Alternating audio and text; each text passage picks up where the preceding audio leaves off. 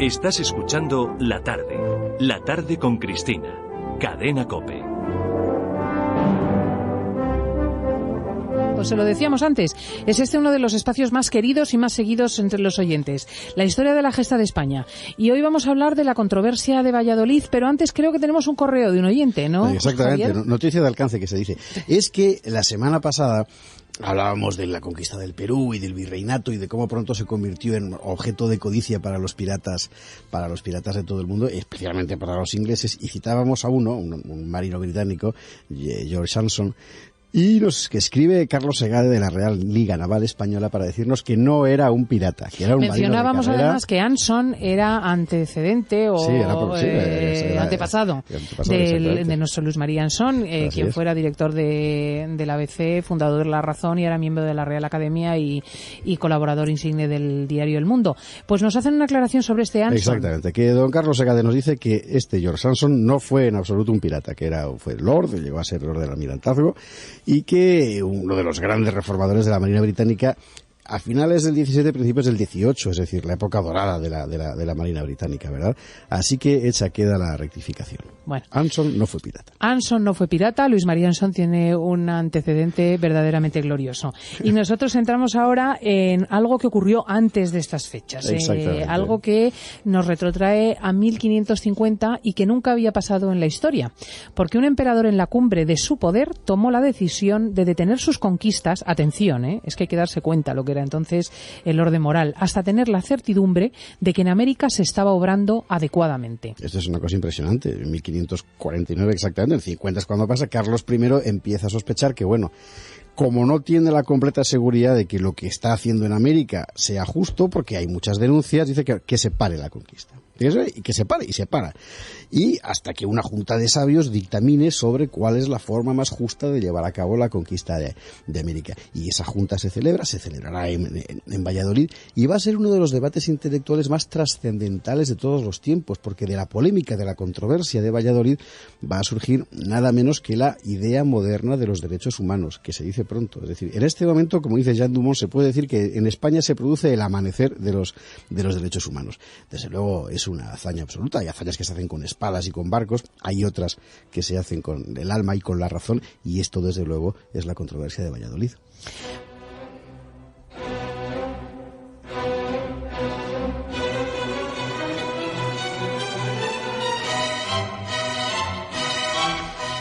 Manda narices la importancia de lo que estaba bien y lo que estaba mal en aquella época, que se lo digan a muchos de los políticos actuales, porque la cuestión de fondo era esta: ¿tenemos derecho o no a conquistar las Indias? Y separaron las conquistas para pensar sobre aquello. Es muy interesante porque es una pregunta que desde el mismo instante que se produce el descubrimiento de América, comienza el debate, ¿no? Fíjate, en la mentalidad de la época hasta entonces había, digamos, tres fuentes de derecho para justificar el derecho de conquista, y nadie las discutía, además, ¿no? Uno de esas fuentes era el derecho romano, es decir, que el derecho romano decía que si tú descubrías y ocupabas un territorio, pues tenías título suficiente para ejercer el dominio como te diera la gana allí. Ese era el derecho romano. Luego el derecho medieval. El derecho medieval decía que los no cristianos carecían de personalidad jurídica, por tanto no podían ser sujetos de derecho y por tanto podías dominarlos, esclavizarlos o lo que fuere, ¿no? Y luego había otra fuente de derecho, que era el derecho pontificio, según el cual el Papa se atribuye el papel de suprema autoridad internacional, de tal forma que si un príncipe cristiano, recibía del Papa el derecho a conquistar algo, pues lo tenía. Así que cuando España llega a América, en 1492, tiene los tres derechos, las tres fuentes clásicas de derecho están de su lado, es decir, la conquista era estrictamente legal. Pero el Papa había prescrito que los españoles quedaban obligados a la evangelización, la conversión de los infieles. Claro, y eso cambió las cosas completamente porque, claro, una vez conversos, los indios ya eran sujetos de derecho. Por eso la reina Isabel en su testamento dispone que se trate bien a los indios. Y luego este mandato sigue estipulado en todas las leyes, lo que se llamará enseguida ya las leyes de Indias. Y empieza una contradicción bastante violenta entre lo que es, digamos, la teoría tradicional de la conquista, con esas fuentes de derecho tradicionales que hemos visto, y lo que estaba siendo la teoría del descubrimiento y de la conquista española, es decir, ese imperativo de la evangelización.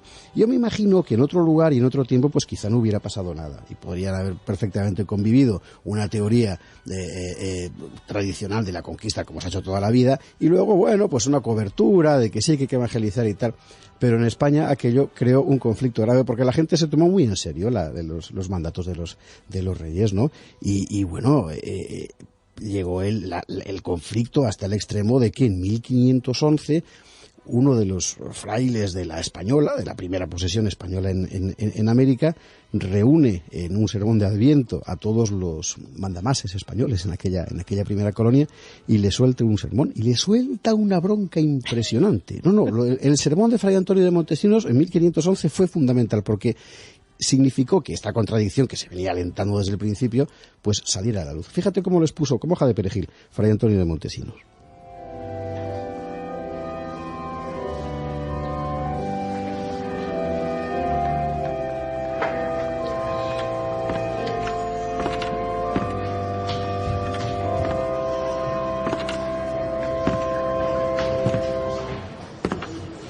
Todos estáis en pecado mortal, y en él vivís y morís, por la crueldad y tiranía que usáis con estas inocentes gentes. Decid, ¿con qué derecho y con qué justicia tenéis en tan cruel y horrible servidumbre a aquestos indios? ¿Con qué autoridad habéis hecho tan detestables guerras a estas gentes que estaban en sus tierras mansas y pacíficas, donde tan infinitas de ellas, con muertes y estragos nunca oídos habéis consumido? ¿Cómo los tenéis tan opresos y fatigados, sin dalles de comer ni curallos en sus enfermedades, que de los excesivos trabajos que les dais, incurren y se os mueren? Y por mejor decir, los matáis por sacar y adquirir oro cada día. ¿Y qué cuidado tenéis de quien los doctrine y conozcan a su Dios y Criador? Sean bautizados, oigan misa, guarden las fiestas y domingos. ¿Estos no son hombres? ¿No tienen ánimas racionales? ¿No sois obligados a amallos como a vosotros mismos? Tened por cierto que en el estado que estáis no os podéis más salvar que los moros o turcos, que carecen y no quieren la fe de Jesucristo. Y a la gente le importaba esto, fíjense, les importaba su destino y les importaba la salvación de su alma y el sentido de su vida. Y aquello que ahora ha declamado Ramos de forma tan magistral, pues prendió fuego. Prendió fuego sobre todo, primero en las orejas de los mandamases de la Española que salieron de aquel sermón. Me he quedado yo asustado, imagínate aquellos de allí que estaban en directo, ¿no? Y llegó a España, como es natural. Y aún no se había conquistado México, y aún no se había conquistado Perú, y ya teníamos en España, por estas denuncias de Fray Antón de Montesinos y de otros como él, un problema jurídico, político y moral de primera magnitud. Es decir, por este sermón de Montesinos se redactan las leyes de Burgos de 1512 que acentúan la protección de los indios. Pero claro, aplicar las leyes sigue siendo difícil, es decir, estamos en un territorio pues muy mal controlado, ¿no? Así que el debate continúa y continuará durante años. Desde América empieza a llegar ya la voz inflamada del dominico Bartolomé de las Casas en defensa de los indios. Esta voz es escuchada. El obispo de México, el durangués Juan de Zumárraga, llega a cuestionar la licitud de la conversión de los indios y de la presencia española en América, y además la cuestiona de toda buena fe. Es decir, él lo que hace es hacerse público la pregunta que seguramente se estaba haciendo en el interior, y la misma pregunta que se hacían todos, es decir, ¿dónde empieza nuestro derecho? ¿Dónde acaba nuestro derecho? Pero claro, también hay otras opiniones. En ese mismo momento un gran humanista, un cordobés de Pozoblanco, Juan Ginés de Sepúlveda, también dominico, consejero de Carlos I, está defendiendo lo contrario. Toma pie en Aristóteles y defiende con plena convicción que España tiene derecho a hacer guerra de conquista en las Indias, porque Aristóteles dice que los pueblos de civilización superior tienen derecho natural a tutelar a los de civilización inferior, y por tanto es justo que los españoles, dice Juan Ginés de Sepúlveda, dominen a los indios, que son antropófagos y son idólatras, ¿no? Y los evangelicen para llevarlos así a su misma altura. Es decir, es realmente una polémica muy importante. Y el emperador toma muy en serio la cuestión, está dispuesto incluso a abandonar las Indias, y la somete la cuestión a uno de los sabios más reputados de Europa, Francisco de Vitoria.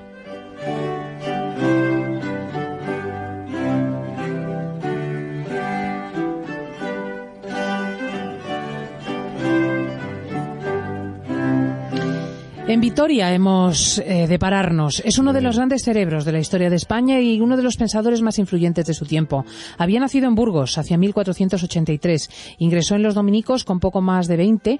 Había estudiado artes y teología en París y con 43 años se hizo cargo de la cátedra de teología de la Universidad de Salamanca. Estamos hablando de las cumbres de la cultura europea en el Renacimiento. Sí, no, Vitoria es un tipo absolutamente fundamental. Fue fundamental en su tiempo y fue fundamental para los siglos posteriores.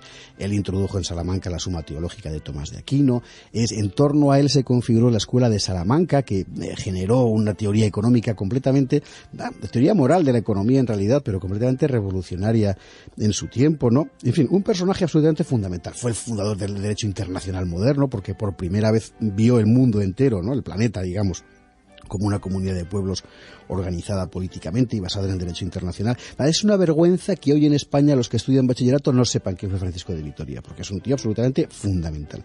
Y para lo que aquí estamos contando, también lo es, porque él es quien sienta las bases del derecho de gentes, que es el precedente de la idea moderna de los derechos humanos, ¿no? Y del derecho internacional. Y es esta reflexión precisamente sobre el derecho de gentes la desarrolla Vitoria a partir de que el emperador le pregunta si tenemos derecho a la conquista, cuáles son los derechos de los indios y todas estas cosas, ¿no?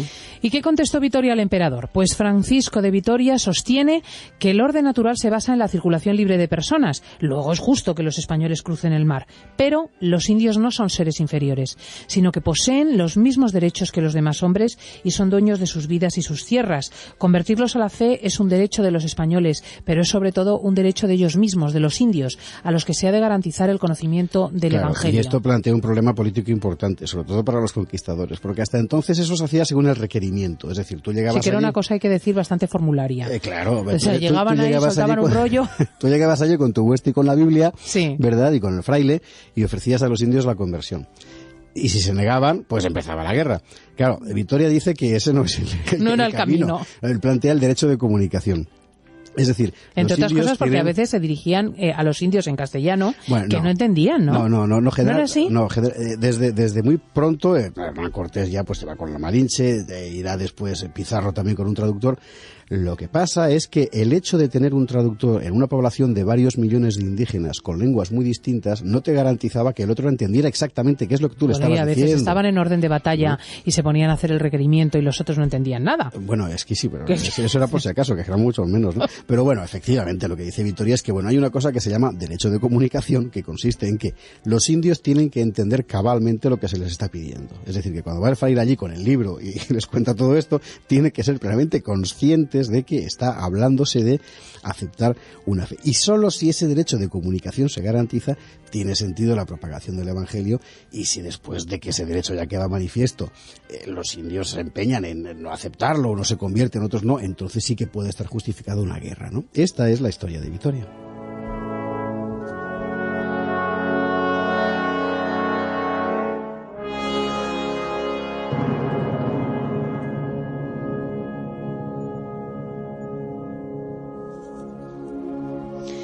Y es en este marco filosófico y moral que se va a situar la conquista. El reflejo inmediato de esta controversia y de su sustanciación son las leyes nuevas de Barcelona, de 1542. Pero sigue siendo, esto sobre todo por lo que Vitoria le contestó al emperador, pero sigue siendo difícil aplicarlas. Siguen las denuncias. Y entonces es cuando Carlos I toma la gran decisión. Es decir, que se pare todo y vamos a someter a una gran asamblea de sabios el problema. Y así, el 3 de julio de 1549... el Consejo de Indias ordena detener la conquista. Volvemos a lo que habíamos empezado a contar. 1550, Valladolid, el pueblo de Miguel Ángel Rodríguez, que estaba encantado de saber esta historia. Y aquí empiezan a llegar los mejores espíritus del imperio. El segoviano Domingo de Soto, el navarro Bartolomé de Carranza, el alcarreño Melchor Cano, todos dominicos. También Pedro de la Gasca, al que la semana pasada veíamos pacificando el Perú. Además los jurisconsultos del Consejo de Indias, que eran gente muy seria.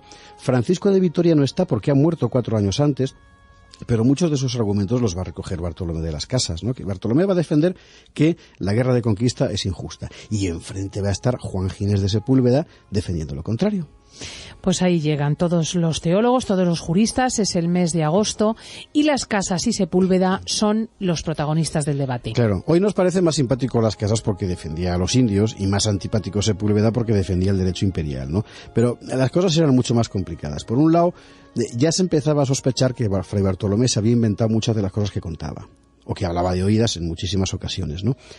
Sus denuncias eran justas, pero al generalizarlo distorsionaba un poco la realidad. Y por otro lado, Sepúlveda era un intelectual de primer rango, era menos fanático que las Casas, estaba sinceramente convencido de la justicia de la conquista, pero el hecho es que ambos van a ser los portavoces de las posturas en liza, ¿no? Si por Fray Bartolomé hubiera sido, España tendría que dejar las Indias, para Sepúlveda, por el contrario, había que quedarse allí. Y empezó el debate. Tuvo dos fases, en el verano de 1550, en la primavera de 1551. No podemos contarlo todo, fue larguísimo, claro, imagínate, ¿no? Pero lo que hemos hecho ha sido reconstruir los argumentos principales de la discusión. Los mismos protagonistas nos lo van a contar. Va a empezar a hablar Sepúlveda, y fíjate en qué términos.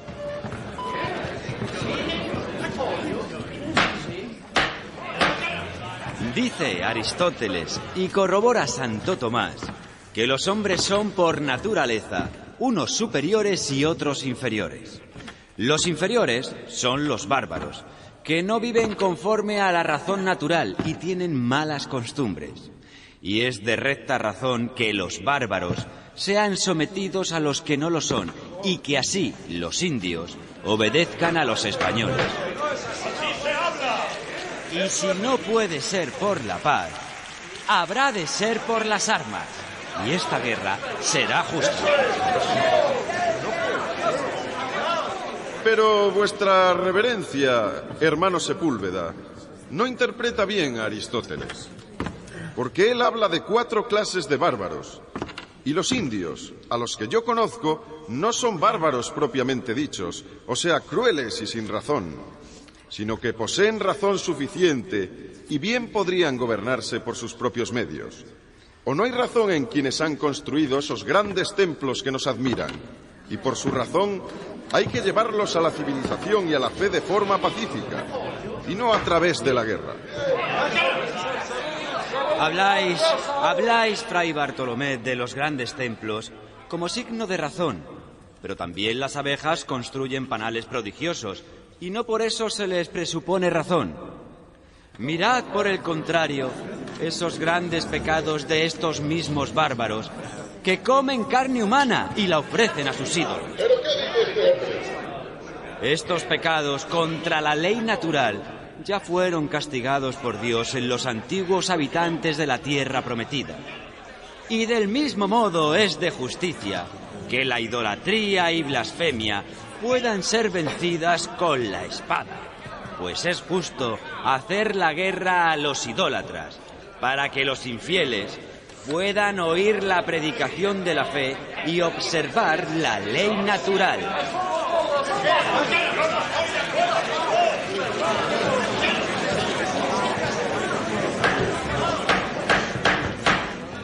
Muy equivocada está vuestra reverencia, pues habláis de castigar al idólatra. Pero el castigo solo puede imponerlo quien para ello tiene jurisdicción. Y aquí la jurisdicción no corresponde al príncipe, ni siquiera a su santidad. Porque estos indios nos eran del todo desconocidos, luego no son súbditos del príncipe. Ni tampoco conocían la fe, luego al no ser súbditos de Cristo, no han de estar sometidos al fuero de la Iglesia. Pues vamos a parar el debate, sí, porque se han subido un poco a la pava. Fíjate en qué términos se planteaba. Son los textos originales, ¿eh?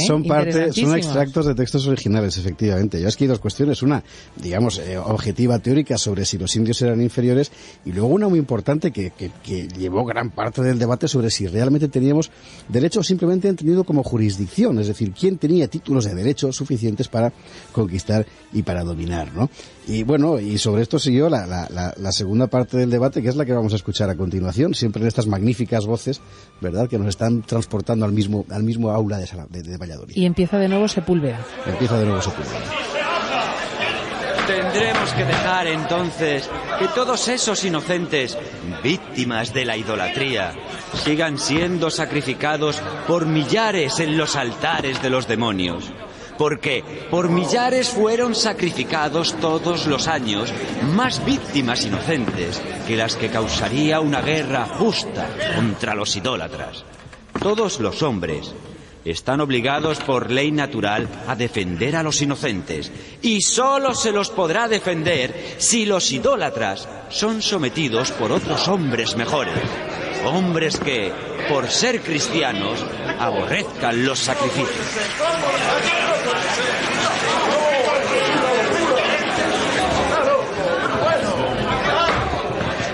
Hermano, mal podremos defender a los inocentes si los matamos en la guerra. ¿No será mejor favorecer que cambien de religión por vías pacíficas? Aquí no estamos hablando de crímenes comunes, pues ¿dónde se ha visto que sea todo un pueblo el que delinque? Esos sacrificios proceden de la ausencia de fe, pero no de la maldad. La naturaleza nos enseña que es justísimo que ofrezcamos a Dios las cosas más preciosas. Y ninguna cosa hay tan preciosa como la vida. Luego está en la naturaleza que los que carecen de fe, sin otra ley que ordene lo contrario, inmolen incluso víctimas humanas al Dios que tienen por verdadero. Nosotros reprobamos esas prácticas según el mandamiento de la fe verdadera. No matarás, pero por lo mismo no podemos matarlos para que vengan a la verdadera fe.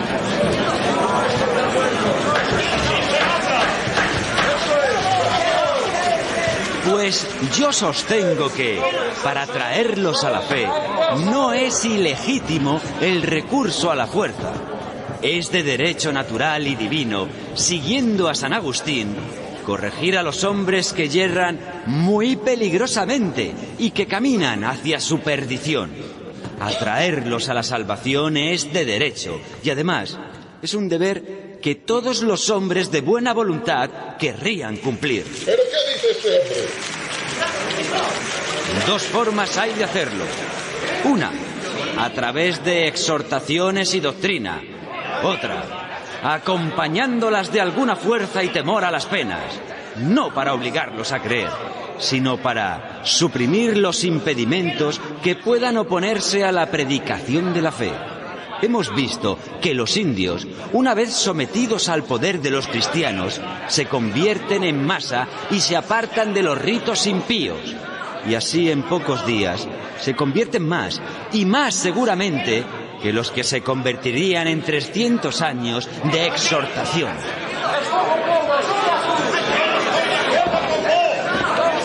San Agustín defiende el uso de la fuerza, sí, pero sabe vuestra reverencia que lo hace específicamente para con los herejes que están bajo la jurisdicción de la Iglesia, no para con los infieles y paganos, que no lo están.